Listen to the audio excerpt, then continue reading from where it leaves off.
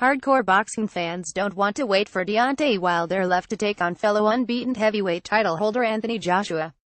With his own around destruction of Bermane Stiverne on Saturday, Deontay Wilder did far more than eviscerate the one man who had lasted the distance with him.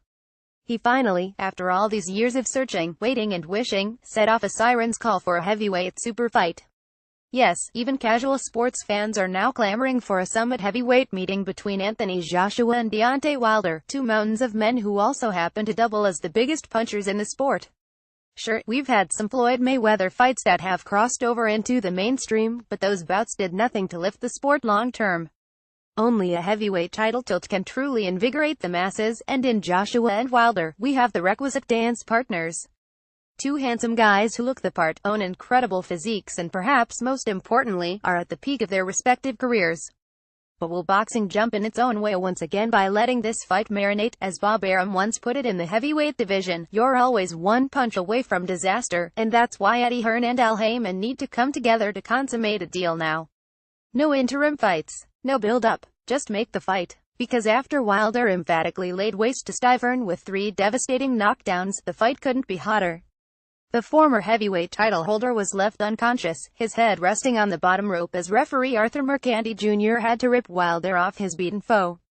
The highlights caught fire. Even mainstream media outlets are beating the drums for the fight.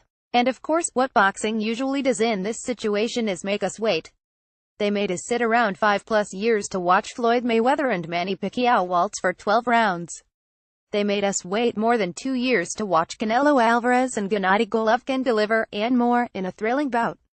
But size matters. And while Joshua Wilder isn't going to surpass either fight domestically at the box office, it should invigorate a sport that has enjoyed a truly fine campaign in 2017. When is the last time you were excited to see two heavyweights mix it up? When is the last time anyone was excited? Sure, Vladimir Klitschko and Joshua put on a classic in April, but the hype heading into the bout was room temperature. The way Joshua, and Wilder in particular, can flap their lips, this meeting of gargantuan punchers could, and should, evolve into super fight territory. But we shouldn't have to wait. Not just because the fight is hot now, but because both men have displayed vulnerable chins. One defeat, hell, even one shaky performance, could scuttle the momentum. And it really doesn't matter where the fight takes place. Wilder says he will travel to England to unify the 3 belts, and after he already signed to fight Alexander Povetkin in Russia, there is no reason to believe he's lying. The bout would be a truly massive event in England, where Joshua already is a star. Another sellout of Wembley Stadium seems an easy feat, plus millions more watching there on pay-per-view.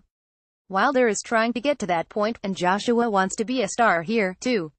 What better way for the Brit to make his US debut and enter the American market than with a unification fight against a fellow undefeated title holder Joshua Wilder has all the makings to be the biggest heavyweight title fight since Lennox Lewis knocked out Mike Tyson in 2002, even if this matchup won't approach that kind of success. It doesn't have to, though. Surely they could sell out T-Mobile Arena in Las Vegas, with thousands of drunk, singing Joshua fans making the trek over from the UK, and surely the bout could sell in the 300 to 500,000 range on PPV. But the sides need to strike when the iron's hot. Just make the fight. Do it now. Mike Coppinger is the senior writer for RingTV.com. Follow him on Twitter at Mike Coppinger.